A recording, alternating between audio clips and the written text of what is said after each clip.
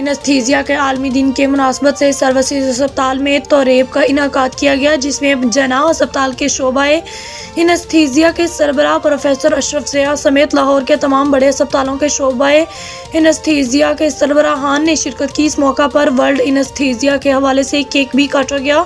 Professor Ashraf Zia ने कहा कि यह दिन इंतहाई अहमियत का हामिल है। कोई भी सर्जरी इनेस्थीसिया के बगैर मुमकिन नहीं। इमरजेंसी की सूरत में इनेस्थीसिया के डॉक्टर्स फ्रंटलाइन फाइटर्स के तौर पर काम करते हैं। कोरोना की सूरत में सबसे आगे हम लोग ही थे।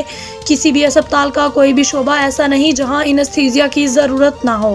प्रोफेसर अशरफ ज़िया ने इस बात पर जोर दिया कि जहां माहिर का इंतखाबात किया जाता है, वहीं मरीज और इसके लवाहिकीन को चाहिए कि इनेस्थीसिया के माहिर डॉक्टर का इंतखाब भी करें।